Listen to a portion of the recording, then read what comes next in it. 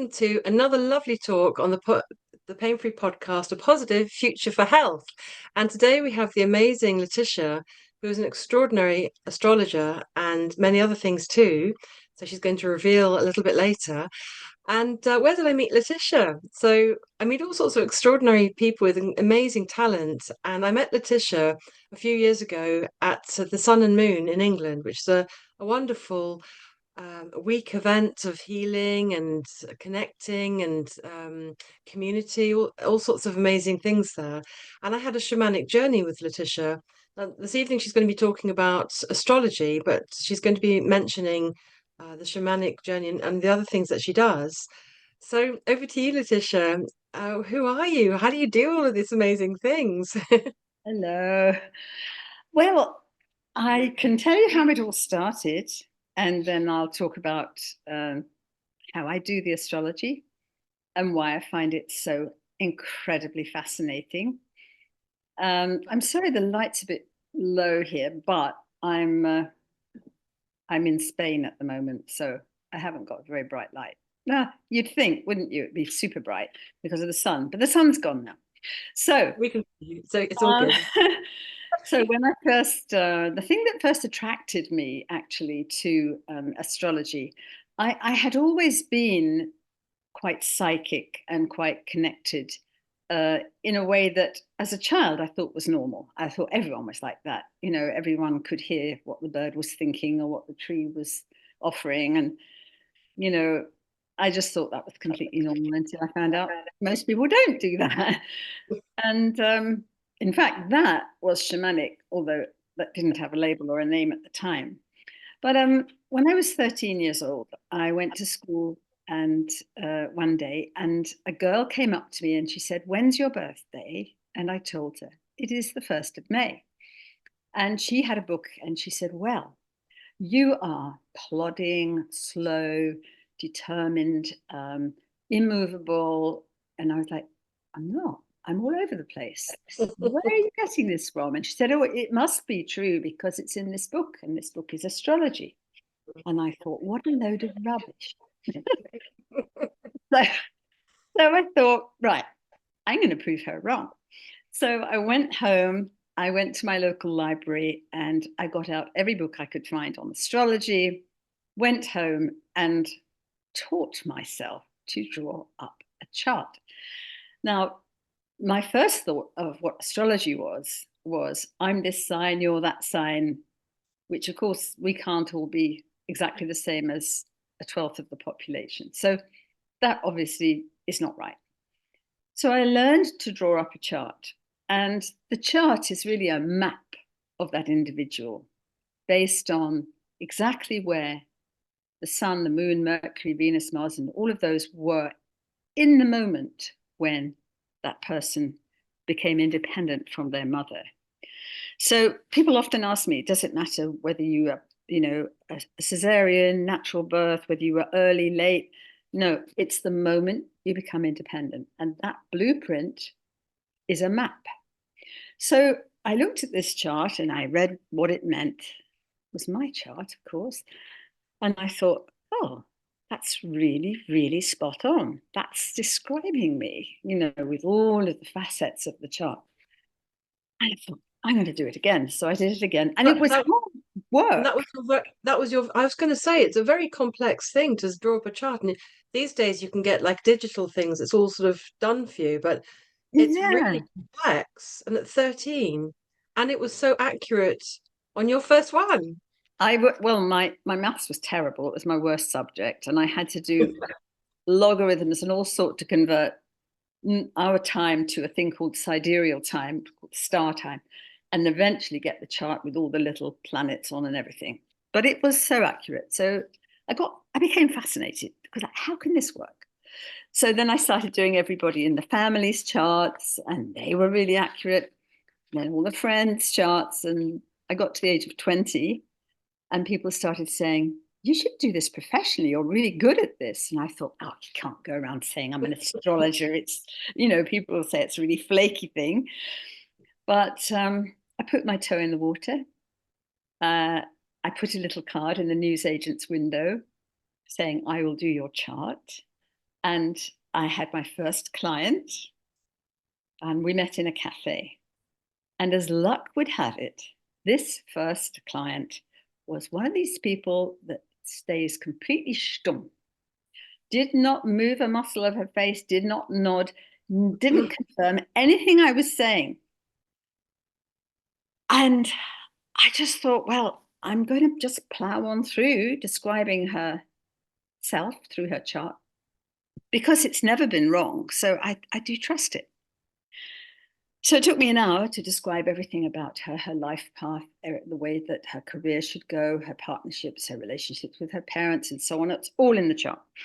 And at the end of it, she hadn't twitched a muscle. She just looked at me and said, "How can you know me that well? You've never even met me before." And I was like, Amazing. even when I'm paid to do it, it works. So Yes. that was my first client. And then I started, to get a few more clients. And then I received the greatest teaching of my life. I reached my 21st birthday. And the exciting thing I was going to do was go travel Europe with two friends.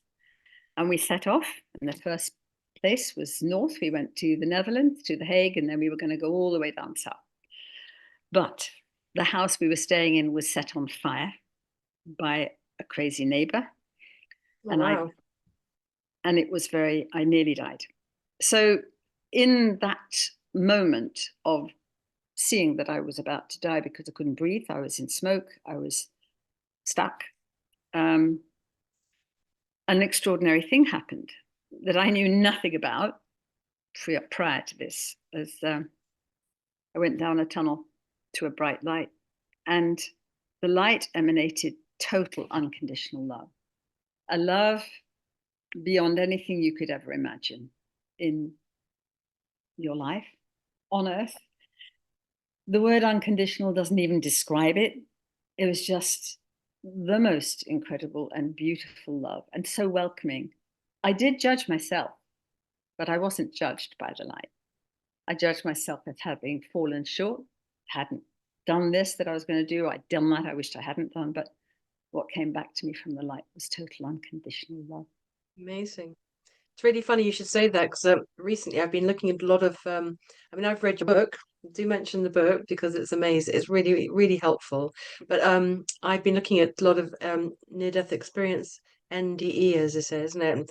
And I've forgotten this about you, so it's really funny that you're saying it now. Yes, Very interesting. the greatest teaching and the greatest help Mm. uh, was the next thing that happened in my near-death experience, which was I found myself in a garden, and what I was shown was human souls choosing their next incarnation. And each of those human souls planning and designing their life, um, choosing their challenges, but also choosing the major players on the stage of their life. So I've already done that, that, and that, but in this next lifetime, I need a mother like this, a father like that, a partner like that, a child like that. And each of those souls who were going to play those roles for them stepped up and offered to play those roles. And I was watching like golden threads being woven together with all these agreements, like a tapestry of agreements between souls. Wow. And the last part of the near-death experience was being asked by the light, what have you learned? And what welled up from inside me, my truth was, oh no, I haven't finished what I set myself to learn. Oh, have I got to go back? It's so nice here. And then there was a kind of sense of, you know what you must do. And then I was being rescued from the fire. And I Wow. took that incredible teaching with me, but I didn't tell anybody about it for ages because I thought Wow. that was so weird. First of all, no one would believe me. But secondly, it's like, they'll think I'm really weird if I start talking about this. But slowly across my radar would come like a magazine article about a near death experience or a book. And I'd think, that's so similar, not exactly the same, but so similar to what happened to me. Then I started questioning, but why me? Why was I permitted to see what happens when you die? Whereas most people don't see it till the day they die. So why ordinary me? And it soon became apparent because people started contacting me for an astrology chart reading who were either terminally ill, had just lost somebody, or had a terrible fear of death. And they kept coming with those needs, and I was able to tell them. I was able to reassure them. And fast Amazing. forward, pardon? Amazing. It's funny how, being in a certain mindset and focus or realization, of course, like attracts like, and then you're attracting the exact right people that Well, need you. I'd been given that information for a purpose, and it was so wonderful to see that I could use that to help people, to reassure Amazing. them. Mm. So I found that it was a really glorious thing to be able to show someone their life path on their astrology chart. One of the Well, there's so many benefits to it, but one of the most beautiful things is that reassurance that, oh, yes, I am on the right track. Oh, yes, my Mm. mom was like that, but that was meant to be like that. My dad was like, yeah, but it was meant to be. And even if it was a really tough teaching from the parents, that was exactly what the person chose. And what fascinates me, I mean, astrology always fascinates me. I've never, ever stopped being fascinated. If I can't sleep at night, I'll be working out charts in my head. But what fascinates me is here's a person sitting in front of me. They could be any age, but they certainly could be a mature person. And I'm saying, your mom was like this. These are the lessons you received. This is what your dad was like. And this is your career. This is your partnership situation. And I think, this birth chart is from the moment they arrived. It's not been made since they've traveled all this journey so far. It was their Mm. birth moment. So Mm. for me, that is fascinating that blueprint is boom, I there. mean, it's extraordinary, isn't it? And you've so inspired me since I had a reading with you as well. And I mean, I've had shamanic journeys with you, and I've had my chart done by you, and it's just you've got such a lovely sort of, I don't know, to me like a very practical, straightforward, clear. Oh, there it is. This is this is that. That's that, and very I'll have a pint of milk, please, and three loaves of bread, and very clear, very straightforward, very normal. No woolly anything. Straightforward. I, And I think I yeah, have two big goals. I think one is to be of the most use I can possibly be. And I can't be useful if I'm full of gobbledygook and confusing people. So I like to make it really clear and easy to understand. But the other goal, I think, is not to have anyone feel dependent on me. I've got such a thing about freedom. I can't even bear to put a lead on the dog. But I love to give people the tools that they can work with to heal themselves, to help themselves. So this is just a tool that I can share. and it's amazing. And when you're talking about people get reassurance, that's exactly what I felt when I had the reading from you. I mean, my dad was a good man, but we were, like a bit like that. And when you did the reading and sort of explained, oh, this relationship and that relationship, and and it clarified things. Oh, yeah, of course, yeah, of course. Because I It's, think as a human being, you can get stuck in the story of it all and why this and yeah, why that. Is it you? Is it them? yeah. And it was just beautifully clear, a bit It's like so me beautiful. reading my life in a diary or something. Yeah, and also it's tremendously reassuring because people go away with the feeling, oh, it's all right then. It's all right to be me as I am. And Exactly how I felt. one of the many, many gifts of astrology is the ability to accept everyone as they are, exactly as they are.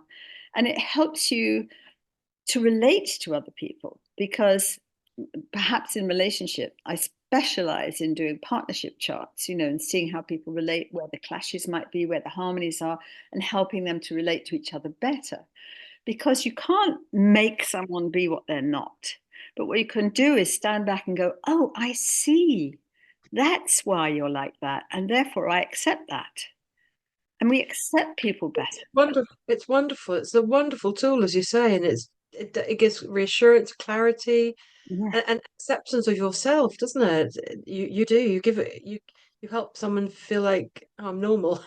Everything's okay. Yeah. Yeah. And we're all perfect. And the amazing thing is that I've obviously done thousands upon thousands of charts over the years, but I've never seen two charts exactly the same. Can you believe that? And you met a twin, didn't you? You did a I've twin done one. identical twins on 3 separate occasions. I've been asked to do identical twins charts. And as the seconds tick by, things are moving. So there is very subtle but differences. And, Wow. they're not, they might look almost identical, but they're not identical. There are things that are different, even in twins who look the same and were born on the same day and within the same hour. It's Wow. fascinating. And It really is. And then around the house, are you going to talk a little bit about the how it sort of functions in the houses and all that sort of thing? yes, so when people talk about astrology, very often they're quite ignorant about it. So they might say, what sign are you? Mm. So that is a starting point. And what they're really saying is, what sign was the sun in when you were born? So they're not saying, where are all the other signs in your chart? Because they don't know anything about that. They look in the magazine, they only see one sign they're looking up. But in fact, if we only look at this where the sun is, then you would say, well, I'm a Pisces, he's a Pisces, she's a Pisces, they're a Pisces, so we're all identical. But that's not true. It's like saying that pancake, that thick gravy, that shortbread biscuit, that birthday cake are identical because they're all flour. So what we're Yeah. doing is we're actually ignoring all the other ingredients and how it's baked. So, of course, there is one common ingredient. And in astrology, what most people know about is the common ingredient of where the sun was when that person was born. Because But it's such a complex. I mean, I used to read like the newspaper or book. I got into it a little bit, but not the scientific and the measurements and the maths put me off because it was so detailed. And I thought it was some kind of esoteric kind of, I don't know what, like you've got it's instinctive psychic ability, but it's actually a definite process, isn't it? A clarity. it's a Uh, wonderfully technical in a way, but yeah. because I can put with it my psychic ability, I've got this incredible combination of like technology, accurate facts, and then bringing in what I'm being told on top of that. Powerful mix. Those And that clues, like looking at a map, you know. it's fantastic. And you have this lovely warm nature and clarity of communication. And you've got such great intuition. You just seem to sort of it's not just that, it's something it's a magic potion as well with you. But Thank the you. the way I understood it was that we have constellations, all these constellations in the sky, and then planets and moons and things move through the constellations, and then that's when you're born. That's the snapshot of where everything is, of what's your influences. Is that the sort of general gist of it? It is the general gist of it because that backdrop of the constellations is like man-made map, isn't it? It's like we're going to call that area of the sky Gemini, and we're going to call that area Leo. But Mm. those are names, and it's the way that we understand because we got those names as references. But yes, what you say is right. So instead of just where was the sun when I was born, I will have to see where was the moon, what sign was that in? Could have been a completely different sign. Very often is. The sun moves every 21 days to a new sign. The moon moves every 2.5 days to a new sign. And Wonderful. then, and it's equally important in terms of influence to the sun. And then Mercury it influences your thinking. how do you process things? Well, where was Mercury when you were born? That gives us a clue about how you mentally react and how you mentally process. I didn't So, mention the moon in reference to your emotions, how you emotionally react to things. So the sign where the moon was at your birth moment denotes and gives us a clue as to how you might emotionally react. so it's looking at all the different planets and what's the character of those planets, but then where is it in the constellation in the solar system when you Yeah. were born? So So it's the do simple beginning to explain astrology is just looking at where the planets were, and then looking at how those planets interact with each other. You might have something close to another thing, then they're going to back each other up and make that stronger. You could have something opposite something, and then they're pulling against each other. So, they're dancing together. Venus, going deeper. huh?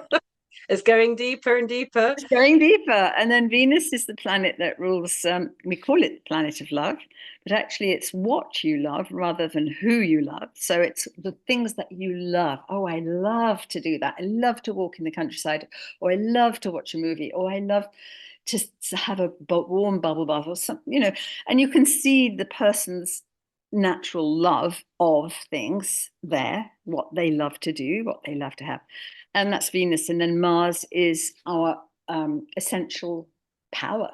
So often it's energy, flow of energy, but it's also what makes us angry, because that's like, here comes Mars.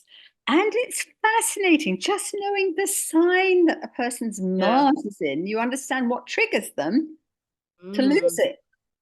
Yeah, it's amazing. It's just all there in front of you. If when you get to learn all these different things, isn't it? I'm just Yes, and then we go baby through in all the this planets subject. and how they dance with each other, and then we put them all on a map, which is called the natal chart, or the chart wheel, and it looks a bit like a pizza, and it has slices, and each one has a number, and we call them houses. So when I'm doing a reading for someone, I'm going to be looking at that, and that is that person's natal chart. And it's really important to have the time of birth. And ironically, I've been an astrologer, an English astrologer, and every country records the time of birth except the UK. Well, England, actually, because it's Wow. recorded in Scotland, it's recorded in Ireland, and I think it's recorded in Wales, but it's not recorded in England. So I've had to learn how to work out people's time of birth. Wow, because my mother was she kept all our little bands when we were children, so it was written on there, so I knew it. But Oh, as the time was written on there. yeah, for Yeah, me, because a lot of time back in the day, people didn't write down the time. They didn't think I, it was written. And also, if someone says, "Oh, I was born at 7 o'clock," I think nobody is born as the hour changes. I mean, well, maybe some, but usually the doctor or nurse has looked at, oh, the nearest is 7. So I have to work around that. Was it 5 to, 5 past? mm. When was it really? Again, it's quite How would you figure that out if they don't know? well, because each of the houses is representing a part of the life.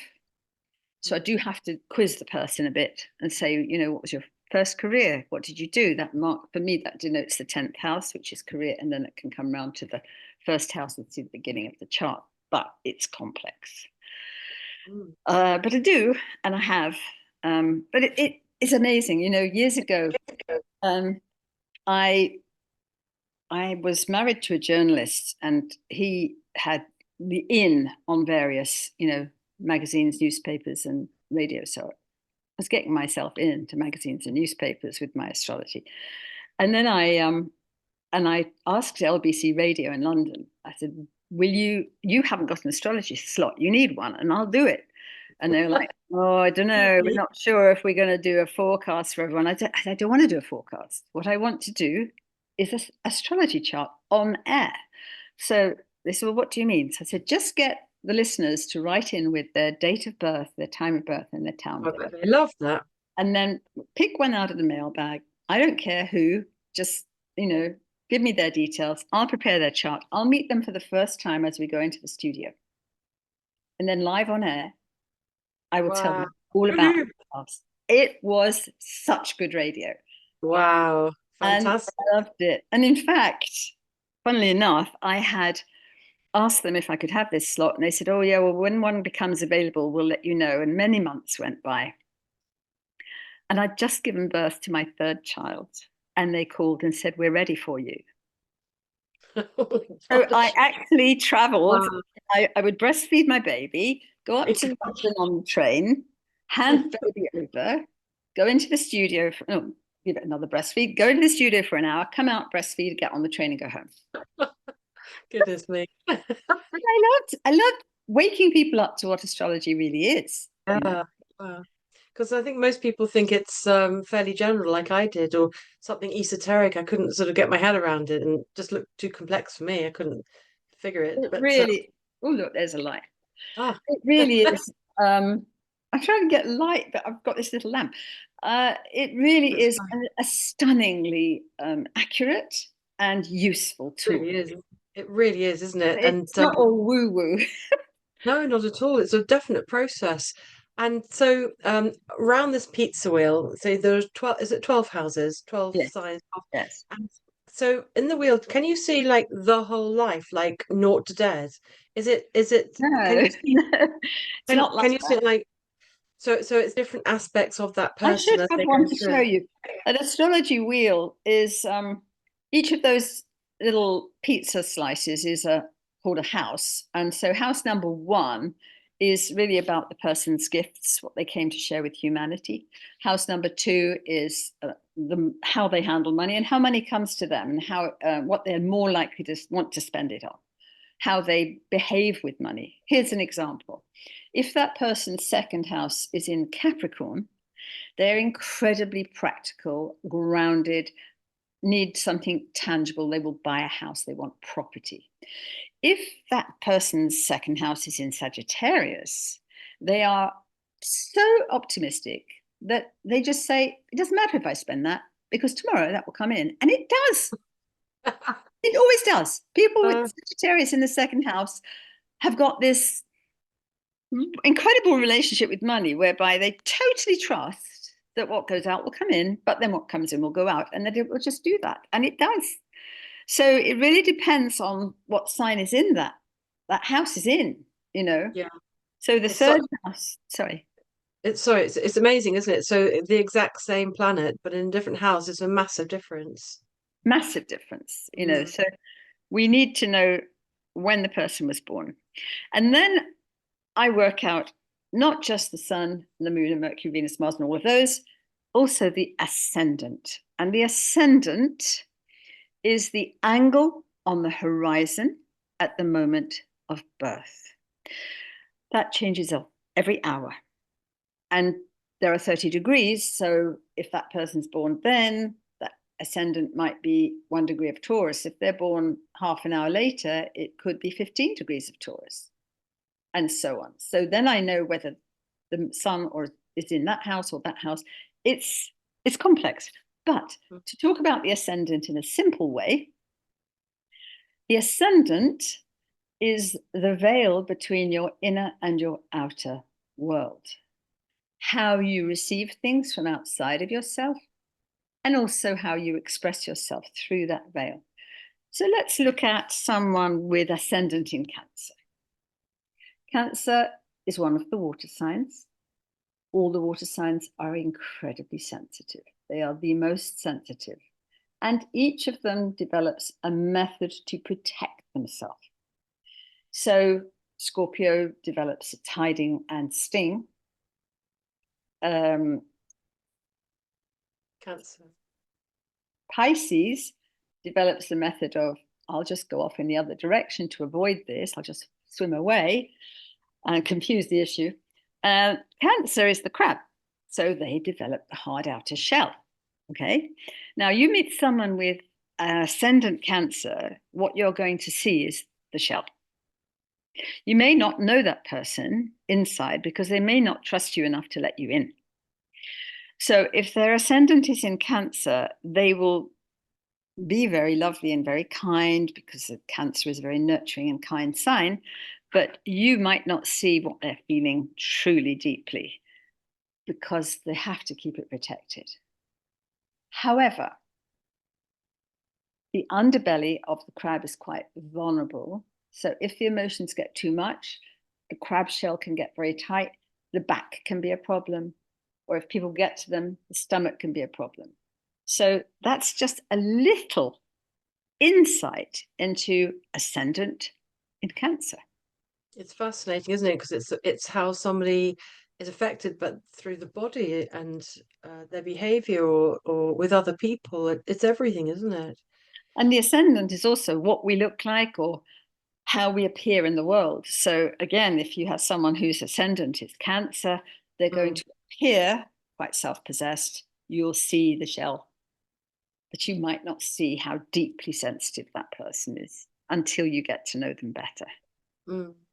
I mean, someone with a Leo ascendant, guaranteed they'll have a mane of hair.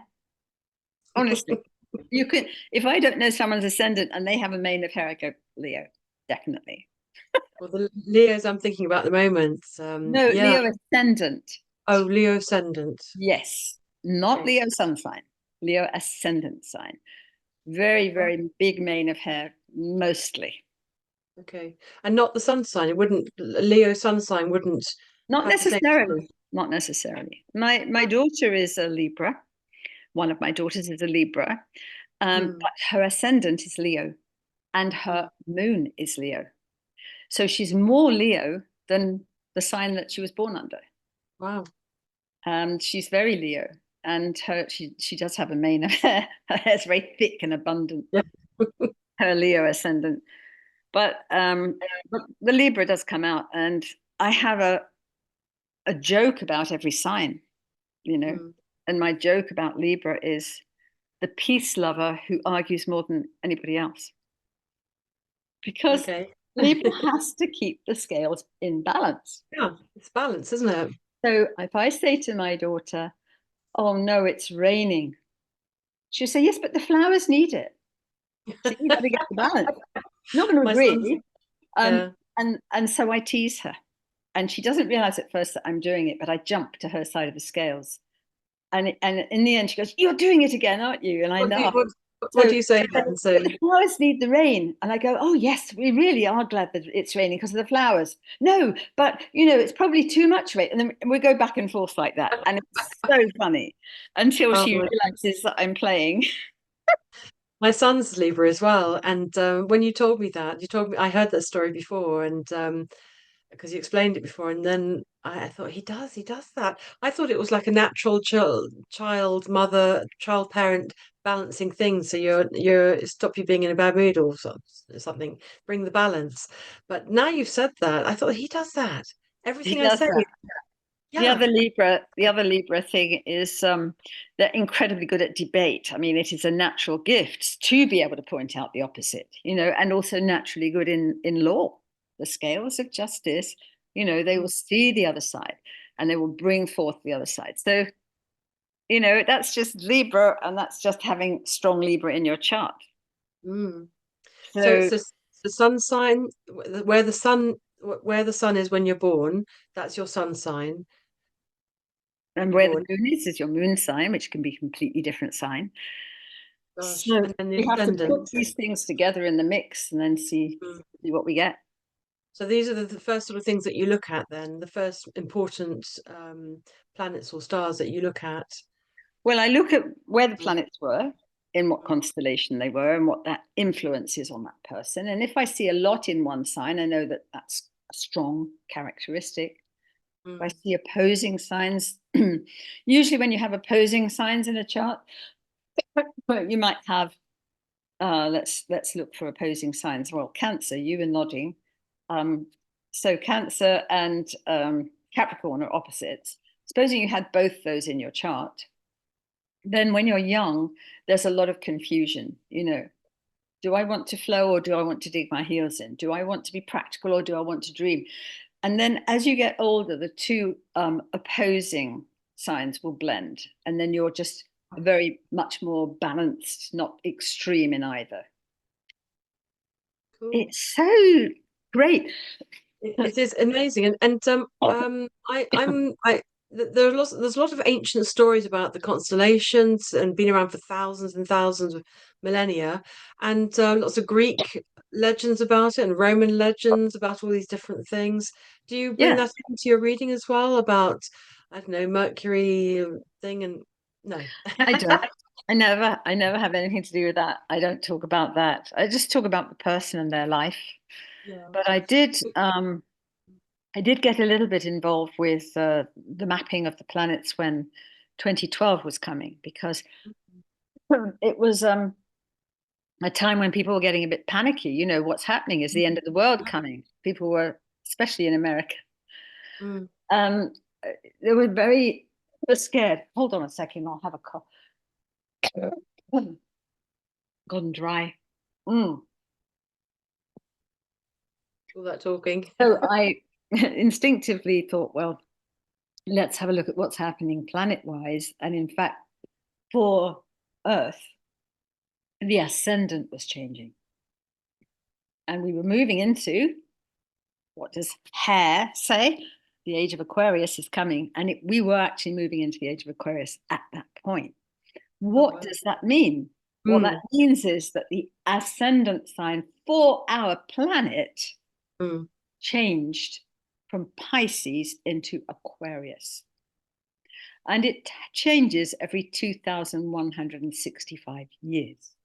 Oh wow. So the people who've mapped this best were the Mayans. They have all the calendars. And so I was really fascinated to find out more. So I went to Guatemala and I worked with the Mayan priests to understand the Mayan calendar. What were the predictions? What was the understanding of the 2012 prophecy?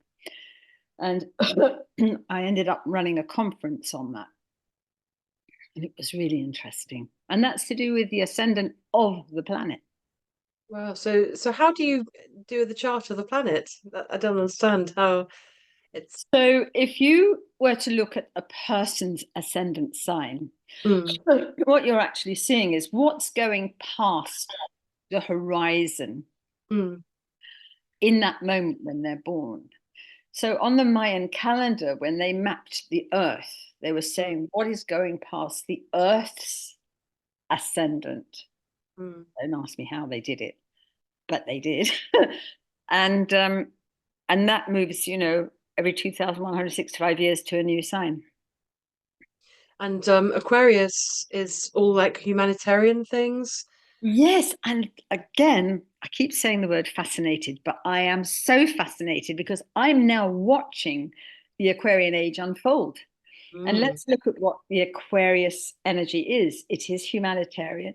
It's about balance. So there's no extremes. And it's also, interestingly, male and female. Male and female are not specific. And look at what's happening in the young people today. They're mm. saying, I am not specifically male or female. It's weird to me, but it fits the age of Aquarius. It, mm, Um, Before the age of Aquarius, um, this equalizing, the people really high and the people that are suffering down there, way more charities are bringing up the underdog. There's so much more about bringing up the underdog, but even more fascinating is bringing down the icons to our level. Because before the age of Aquarius came in, you would never say a bad thing about a member of the royal family. I mean, it was yeah, just taboo. Or yeah, even a Hollywood star, we kept them up there on that pedestal. we Now did. it's free range, anyone can say anything and bring you down to the level of you're just another human. Yep, absolutely. Big time, isn't it? To Especially me, since that is it COVID. totally epitomizes the age of Aquarius, and it's Yeah. only been happening in, you know, more and more since 2012. And what about healing sort of modalities and collective consciousness and this sort of thing? I've noticed this really, really rise. I mean, I've been a natural therapist for all my life, really, and I mean, I was always into. I always loved this sort of thing, but I noticed. I remember sitting in a cafe, just a cafe, and there were these workman blokes, and they were talking about how they'd come. They were doing this crystal course and how interesting it was. And I thought, what is Interesting. going on? You know, Well, and I do astrology, of course, and I have done that for my whole life. I also do shamanic work, as you know, because you did a shamanic journey with me. And amazing. in fact, my ex-husband's job took us to live in America, and we were on the East Coast, and I hated it. I couldn't get used to being there. People seemed very superficial. They were very into politics, which I'm not. And I just thought, oh no, I want to go back to the UK, but I couldn't. So I just asked, my guides, please show me why you've put me here. And I immediately came across teachings on the shamanic path. And Wow. so I started learning with a beautiful Native American elder. And she taught me so many things. And then I just sought out Wow. every Native American teacher that I could find to teach me the wonderful healings methods of that tradition's shamanism. So I did that for 13 years. And then I moved back to the UK and I had a whisper in my ear, now you must teach what you know. And I thought, no, I'm not going to do that. I'm not doing that. I can't, go in front of a room full of people and say, oh, let me teach you this, because I kept waking up and thinking, oh, they'll probably say, what is she wearing? Or they'll say, oh, I already know all this. And it took me 2 weeks to realize that was my ego getting Yeah. in the way. And then I woke up one day and I thought, get out of your own way. You're just a vessel through whom the teachings will come. And so after that, I started and put my toe in the water, and I got one student.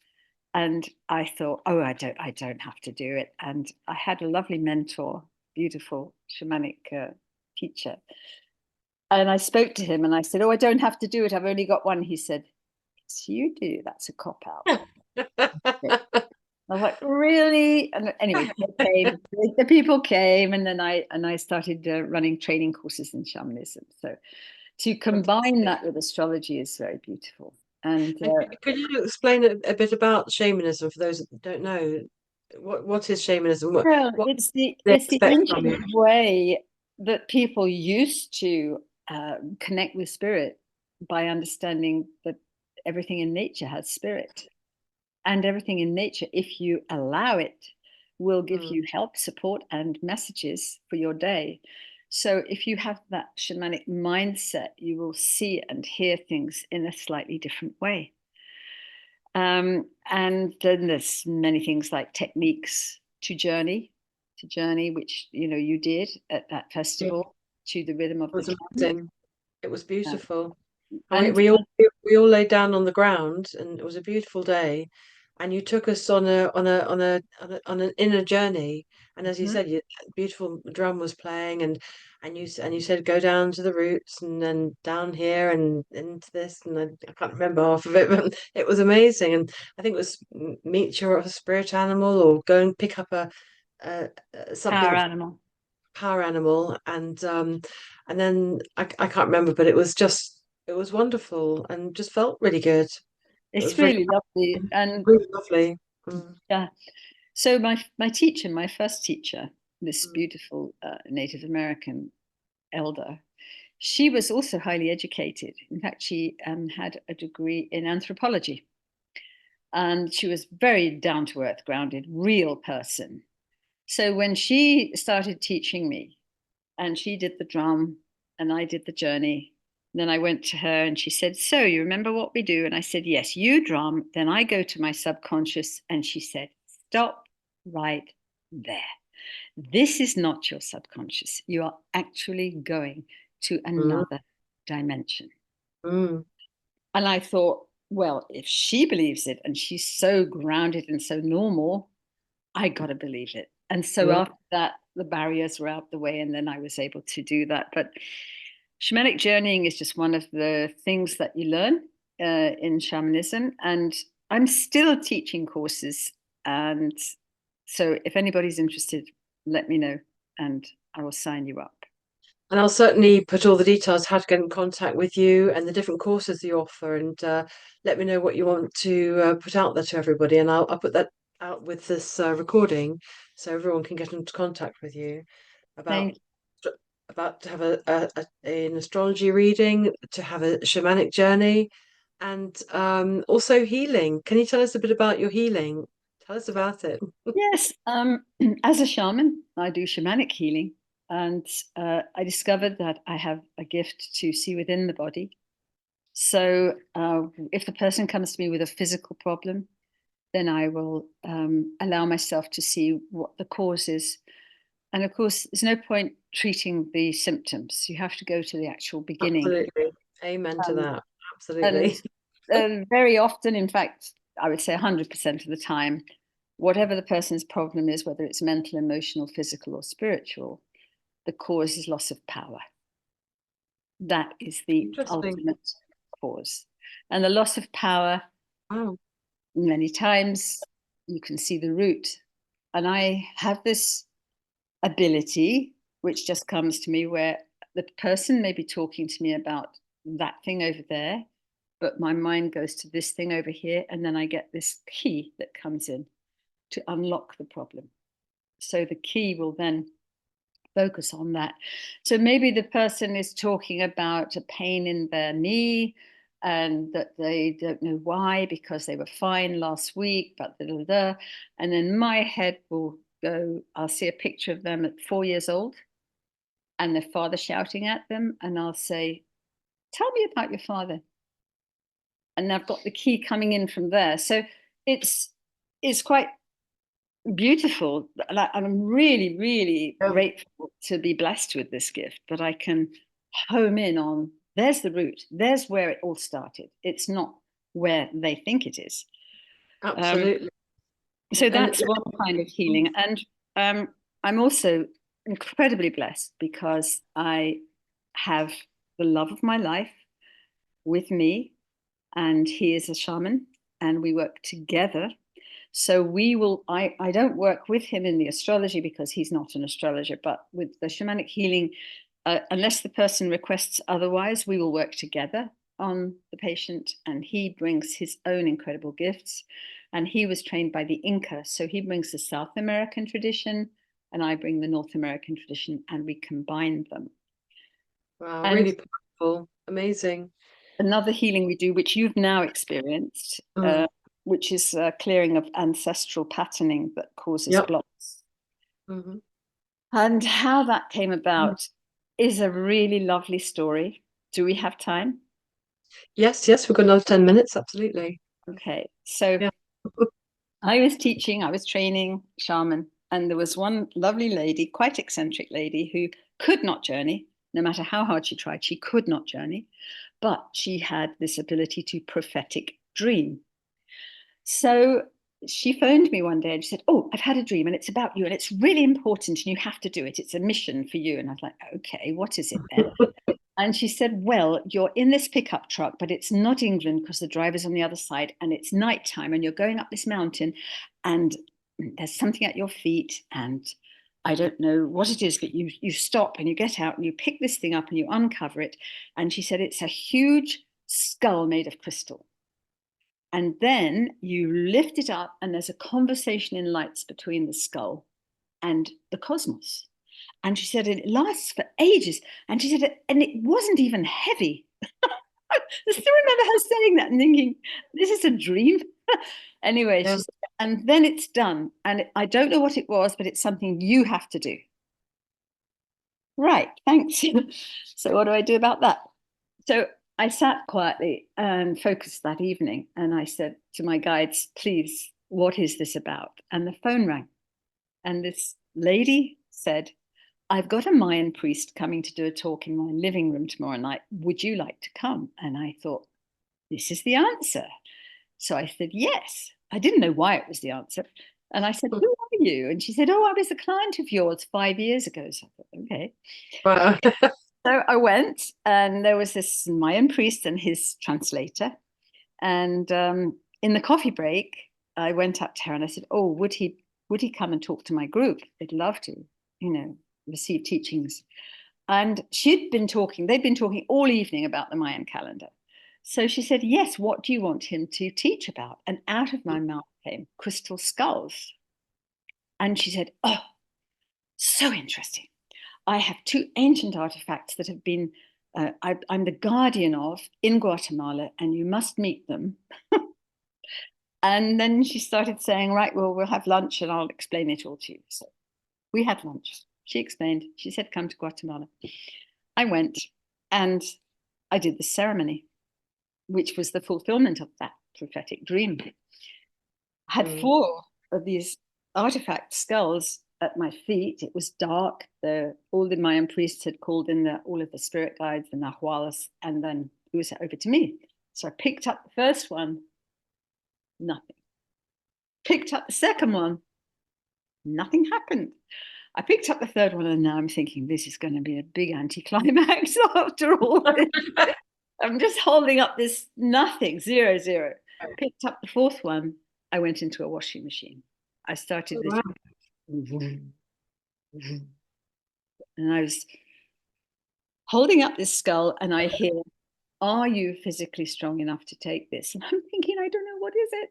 And then they scanned me. I felt this body scan. And then I was told, yes, you are. Now we're going to download 12 strands of DNA to you. I'm thinking, whatever it is, I hope it doesn't hurt.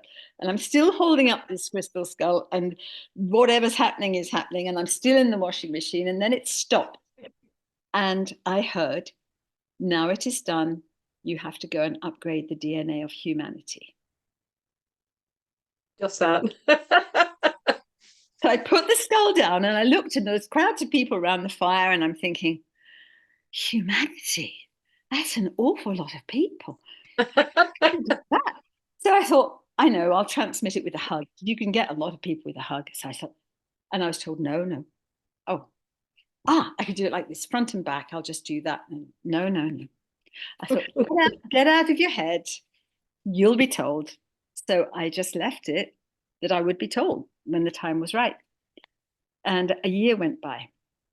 And every so often it would come into my consciousness that I was meant to be doing this job. But I didn't know how. And I met my husband, Quinto. He wasn't my husband. He was just a shaman that I met at a very tiny festival.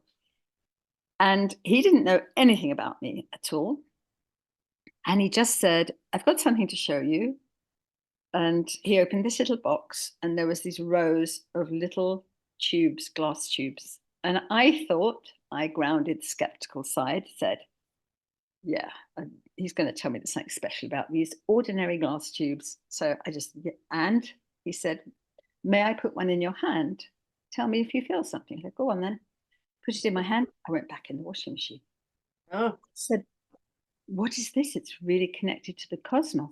And he said, it's for upgrading the DNA of humanity.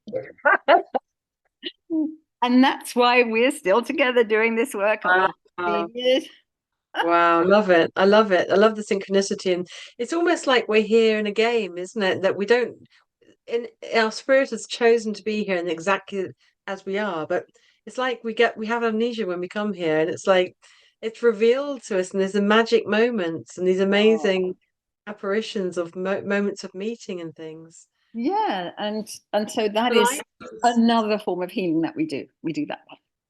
Is that the one that you did for me? And we were in the on the woods there, and it was extraordinary because I sat there just to explain to people listening on a chair, and Quinto did his magic sort of, I don't know what he does all around me. He put the glass tubes around you in an exactly measured space and one under the chair.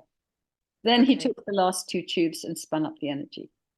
And when he saw the etheric pyramid form above and below you, he knew your soul was ready to release into that chamber those soul memories that need cleansing. And then he started the cleanse. So he worked around, but it's a hands-off healing. So he's working around your energy field.